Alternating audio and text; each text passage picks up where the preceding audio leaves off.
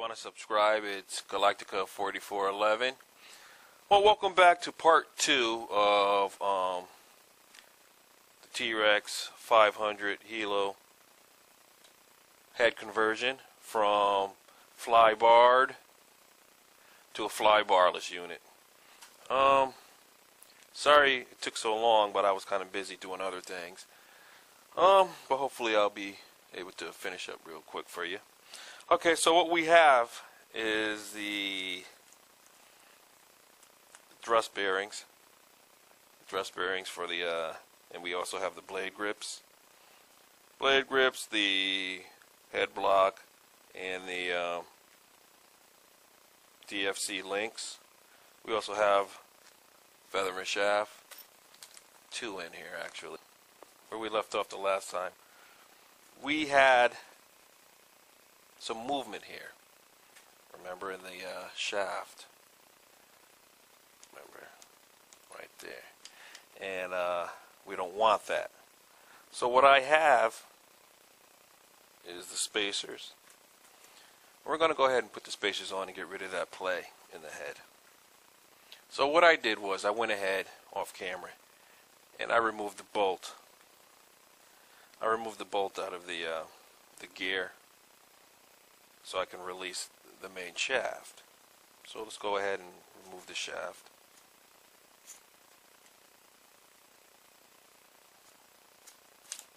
Okay. So now we're going to go ahead and slide on the spacers. And you may have to use one, or you may have to use both of them in here. Start off with using one of the spacers. You know, see how that feels. See if you have a lot of play in it then. And if you still have some play in it, go ahead and put the second spacer on. When you're putting that bolt back through your main gear, through your shaft, you don't want to torque it, you know, because the bolt has a, the nut has a nylon washer in it, or not a washer, but it has a nylon insert in it. And you don't have to torque it, just snug it. And if you do torque it, you may end up cracking the auto rotation gear, and then you have to end up changing it because you don't want to fly it when it's compromised. So next we're going to put the swash plate back on. When I say the swash plate back on, we're going to put on the DFC swash plate.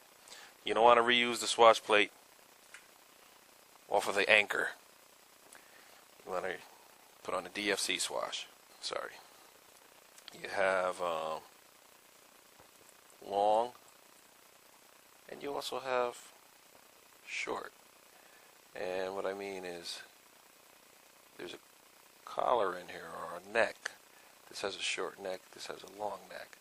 Now depending on the resolution of your helo during your setup, if you're getting too much or not getting enough resolution, you may want to swap these out. You know, put the long necks on the outside and the short necks on the inside, or keep them the way I have them. So I'm going to go ahead and leave the short ones on the outside and see what kind of resolution I have. I may have enough, and that's during fly barless unit setup. So this is all set. Make sure you, like I said, you use thread locker. So you want to make sure you pull on the elevator servo to fully extend the arm. Then take your swash, insert it, and then insert it through the anti-rotation bracket. And you should be at an angle where you can get your swash pushed down onto the shaft. See? There you go. Alright, now you can reconnect the arms to the swash.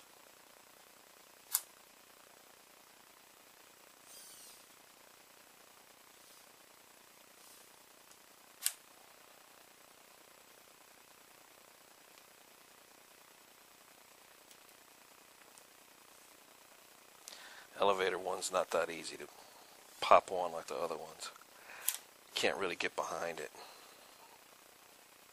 I overshot it. Alright. So now we have this wash on. Okay, so next we're going to go to the head setup. Now before we start, I know you probably already know, but I'm going to re-explain it. What's going on here? We're putting together the bearings onto the feathering shaft, and you have to make sure your thrust bearings are greased up.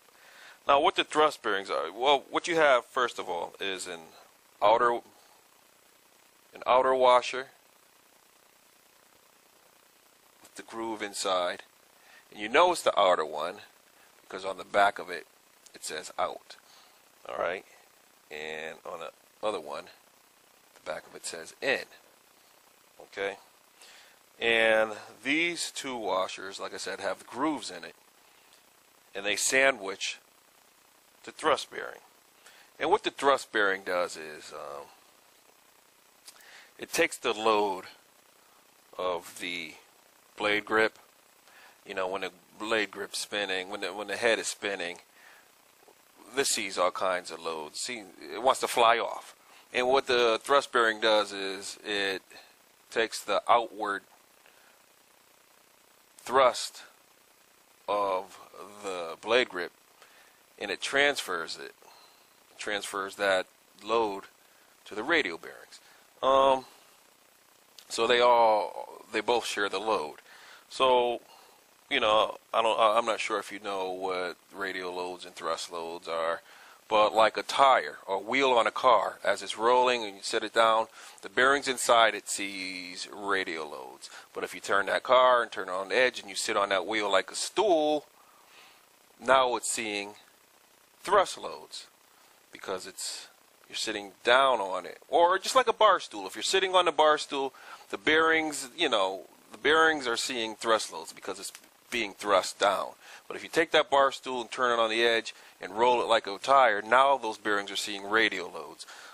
So what this thrust bearing does is, like I said, it sees a lot of thrust loads from the blade spinning and the grips wanting to fly off. So you got to make sure you do it right and make sure these bearings are greased up good. You'll see that the thrust bearings have a cupped side and a flat side. You want to make sure that the cupped side is facing the head or facing the head block when it's inside the blade grip. And that's because it keeps the grease inside. Otherwise, the grease will just come flying out when the helicopter spools up. What I did was I took my driver and took the washers or the thrust bearing assembly, and I just ran this through the inside just to push out the excess grease that's in there, so that when I put this on the feathering shaft, a lot of that grease that was on the inside won't get on the inside of the feathering shaft, and I'll show you what I'm talking about. Okay, see, right there. Now if I had a lot of that grease still inside the inside, a lot would have got in on the inside of the feathering shaft as I put it on, but still that's alright. All you have to do is clean it out. Alright, and I'm just gonna secure the thrust bearings onto the feathering shaft. I'm not going to torque it down because I don't need to right now. Maybe I'll put a little bit more thread lock on the threads here. I didn't torque it in, it's just on there. Now at least the thrust bearings won't fall off. Alright, and that side's basically all set. You also get a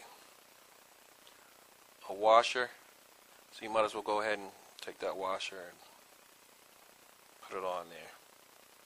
Alright, it's going to go after everything, and then this will be inserted into the blade grip, and this washer will be pressed up against the radial bearings inside the blade grip. Just a couple of drops on the radials.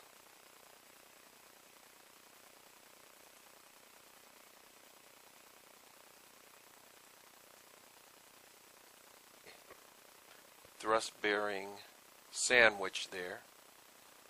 Like I said, that's the outer, and it says out on it. It says it. Make sure that one's facing towards you, the outside. Make sure that it's facing the bolt. Then you have the thrust bearing between it.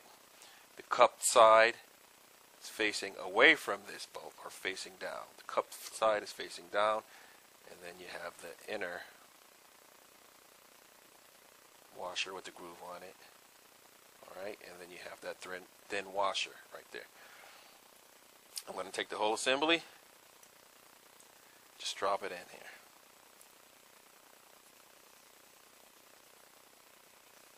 Okay, it's one. That's one blade grip. It's all set.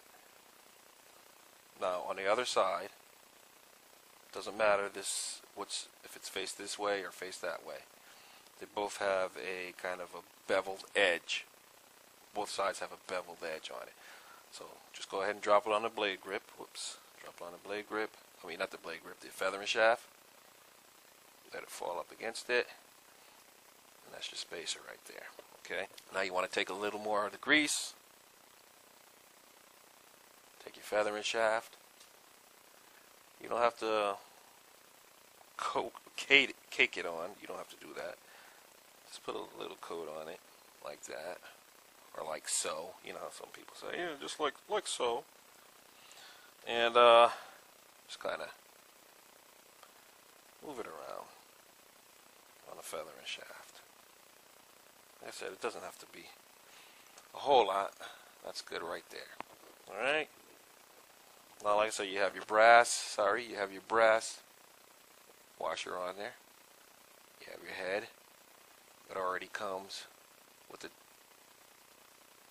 fly barless dampers in there. Alright. Just go right ahead and push it on. And then push it through. Alright. There you go.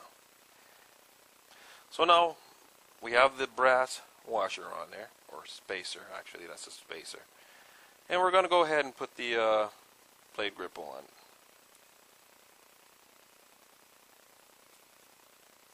Okay.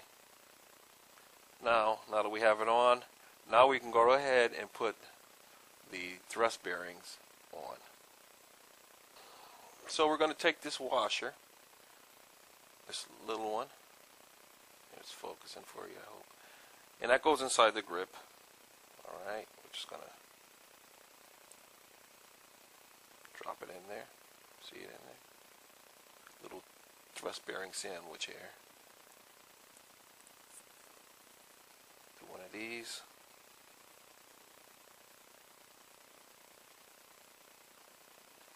Take the blade grip. Do one of these. Alright.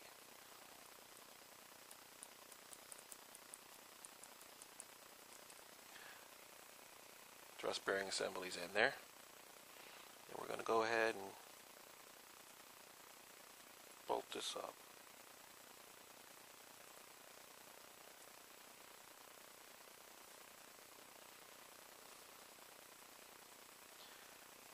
Alright, good.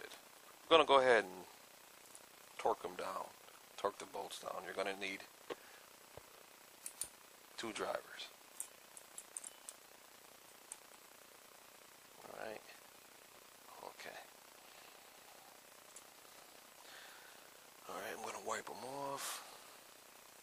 Get them nice. Alright. Nice and smooth.